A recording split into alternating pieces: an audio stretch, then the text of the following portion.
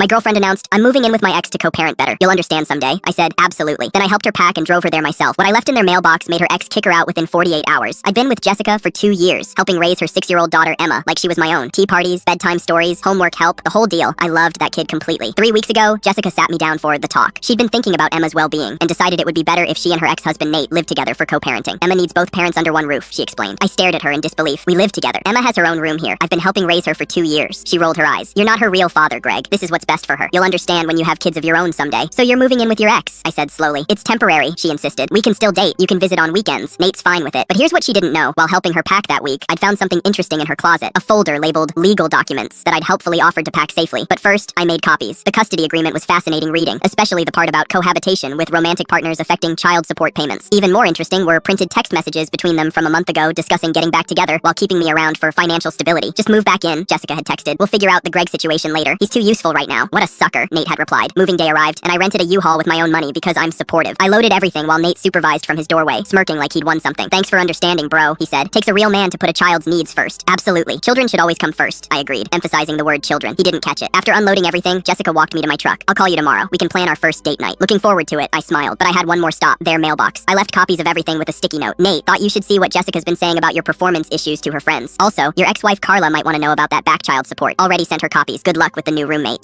Greg. The performance issues thing was completely made up, but cheaters are always paranoid about what else their partner might be sharing. The call came at 6 a.m. the next morning. Greg, what did you do? Jessica was panicking. Good morning. How's the co-parenting going? Nate's losing his mind. He wants me out today. That's weird. I just dropped off some paperwork I found while packing. Thought it might be important. The silence was deafening. Then, you went through my things. I was packing them. You asked me to pack everything, remember? I was being thorough. She hung up, called back 10 minutes later, crying. Nate was threatening to take her to court, saying she'd violated their custody agreement by planning to keep dating me while living with him. But the real explosion came from Carla, Nate's ex-wife. She'd received my package documenting his back child support and screenshots of him bragging about hiding income. Is this real? She called me that afternoon. Every word. Check the metadata on the screenshots if you want. $18,000. That bastard told me he was broke. Apparently not too broke to rent a nice 3-bedroom house for Jessica to move into. He's done. My lawyer's going to destroy him. The legal fallout was swift and brutal. Carla's lawyer filed an emergency motion for contempt. The judge gave Nate 30 days to pay the full $18,000 or face jail time. Meanwhile, Jessica's world imploded. She showed up at my door with her car packed full of boxes. Please, I need somewhere to stay just for a few days. What happened to co-parenting? He's being ridiculous. He thinks I told you about his private issues. Sounds like a trust issue between co-parents. Not my problem. Greg, please. I have Emma with me. That hit hard. I loved that kid, but I stood firm. You have parents. You have friends. You made your choice. I chose what was best for Emma. No, you chose to use me as a wallet while planning to get back with your ex. I saw the text, Jessica. Her face went white. He's too useful right now. What context makes that better? She left, still crying, and posted on social media about men who punish children for adult problems. My response was simple. I posted the screenshot of her and Nate calling me a sucker with the caption, when you find out you're just a wallet with legs. Her post disappeared within an hour. The aftermath was poetic justice. Nate had to sell his house to pay back child support and legal fees. Jessica's living situation became so unstable that she lost primary custody.